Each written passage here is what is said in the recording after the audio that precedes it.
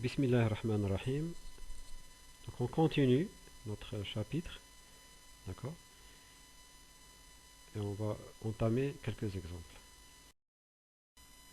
Donc nous allons appliquer ce qu'on a vu au début du chapitre, différents cas, d'accord? Le cas par exemple, dans le cas où nous avons un centre d'inversion, I bar. Donc, la structure présente un centre de symétrie, centrosymétrique. À chaque fois qu'on a un atome la position x, y, z, on a donc un autre atome la position moins x, moins y, moins z. Bien sûr, mais il y a un seul atome, il y a plusieurs atomes. Chaque atome, les atomes, qui est le symétrique terre. C'est la phrase en rouge. Je passe à la phrase en bleu. Donc le facteur de structure, c'est la sommation de J.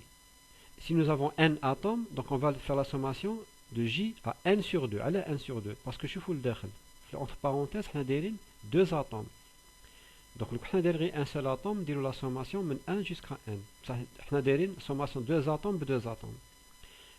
Alors, l'atome c'est Fj, le facteur de diffusion c'est Fj, exponentielle 2pi fois hxj, kyj, lzj. Le deuxième atome, qui est identique au premier atome, a le même facteur de diffusion Fj. Ça, la position c'est moins xj, moins yj, moins zj. Donc le moins il barra. À chaque fois donc un atome, un position symétrique. Donc je fais la somme de 1 jusqu'à n sur 2.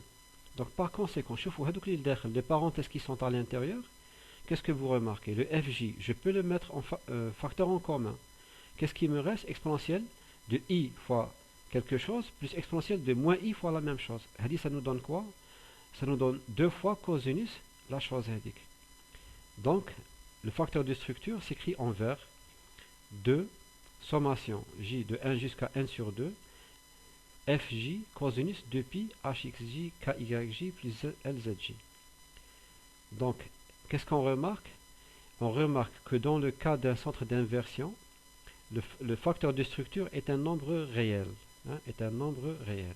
Voilà, par exemple, qu'est-ce qu'on trouve lorsqu'on a un centre d'inversion. Donc, on a dit un nombre réel parce que, remarquez, le facteur de structure, mais cache i, mais cache exponentielle i, mais cache i, un nombre imaginaire. D'accord? Prenons maintenant un autre exemple. Le cas, tu as une symétrie centrée. Quitte qu'on a une symétrie centrée, chaque atome a un atome identique. Position de l'atome il est x, y, z. L'atome z, x plus 1 demi, y plus 1 demi, z plus 1 demi. Et là, on parle d'une symétrie centrée. I. Donc, la même chose, on calcule le facteur de structure, on fait la sommation deux atomes, deux atomes. Donc la sommation J de 1 jusqu'à n sur 2. N, c'est le nombre total des atomes. Flamay. Donc le terme l'oul fait Fj exponentielle 2pi hxj kyj plus lzj. Le terme zawjri qui fait l'oul, sauf que blast xj ndiru xj plus 1 demi, blast yj ndiru yj plus 1 demi, blast zj ndiru zj plus 1 demi. Donc donc نروحوا l'équation en rouge. نخرجوا en facteur commun, نخرجوا Fj exponentielle 2pi hxj kyj plus lzj. تبقى لي هذه كاع facteur de 1 plus exponentielle ip h plus k plus l.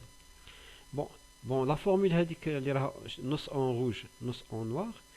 Remarquez que le terme اللي راه en noir نقدر نخرجه من la sommation. Le terme qui est en noir نقدر نخرجه من la sommation. Et qu'est-ce qu'on remarque? On remarque avec le terme en noir qui compte h plus k plus l qui compte un nombre impair. Exponentielle ip fois un nombre impair t'atteint moins 1. Donc, fait f hkl est nul. Je répète. Qui compte un dit h plus k plus l nombre impair. L'exponentielle est ip fois h plus k plus l.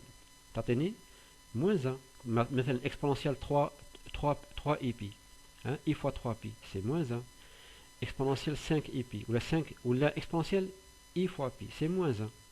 Donc 1 plus moins 1 est égal à 0. Et j'obtiens fhkl égale à 0.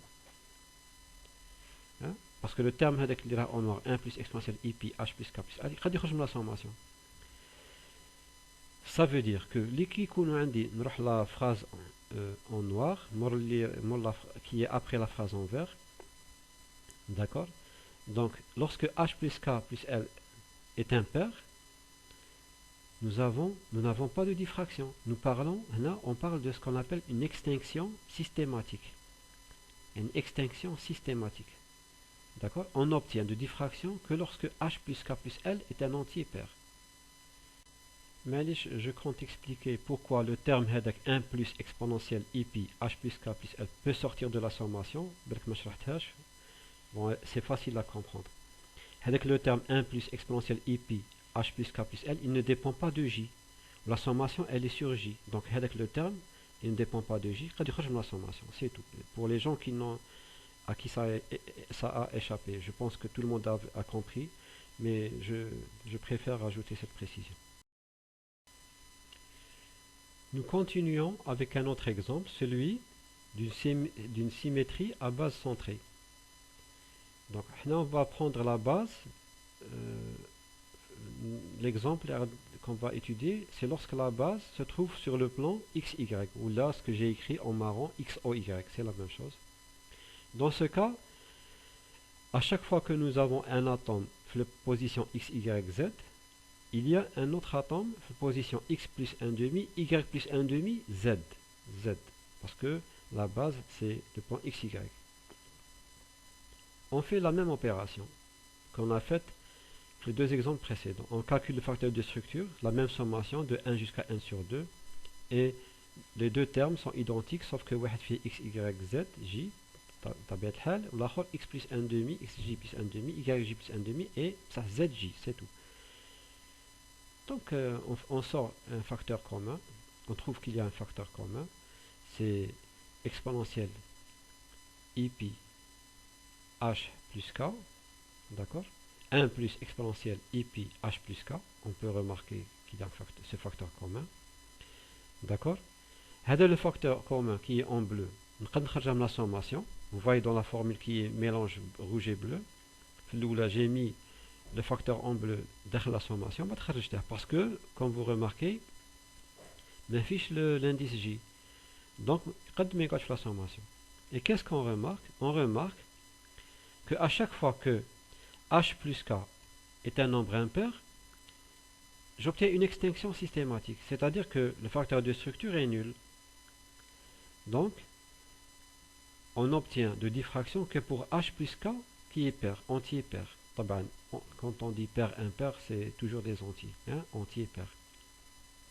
Bien sûr, faites l'exemple, on a la base, le point xy. Quand on a un autre plan, la condition sur h plus k, h plus l ou l plus k. D'accord? Mais la méthode, c'est la même que vous voyez ici.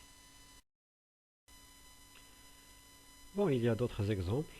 Mais on ne va pas trop s'attarder sur on va pas faire tous les exemples parce que ça peut se faire en exercice, en TD. Bon, on attire seulement l'attention sur le cas technique, dans le cas tu as une symétrie à face centrée. Donc on ne va pas faire ça en détail, en tout cas pas dans le cours. On se contente d'indiquer ce que j'ai écrit en violet, en mauve, d'accord, que dans ce cas-là, on ne fait pas une sommation 2 atomes, mais on fait une sommation 4 atomes, 4 atomes. Et on obtient 3 conditions de réflexion, c'est-à-dire il n'y a de diffraction que si h plus k est pair, h plus l est pair, et l plus k est pair.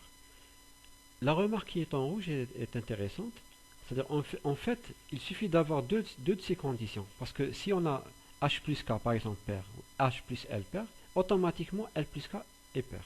D'accord? Donc il suffit d'avoir deux de ces conditions pour ne pas, d'accord, pour avoir une réflexion, c'est-à-dire pour ne pas avoir une extinction systématique. Si h plus k ou h plus l ou l plus k ne sont pas pairs, ou le واحد فيهم n'est pas pair, d'accord, alors on a une extinction systématique, on n'a pas de diffraction. Les autres cas de symétrie, d'accord, on utilise la même méthode, hein, d'accord, pour obtenir les conditions de réflexion, de diffraction, c'est-à-dire, et pour trouver les conditions ou les conditions de l'extinction systématique. L'extinction systématique, c'est-à-dire on n'obtient pas de tâche lorsque les conditions ne sont pas réunis. C'est tout.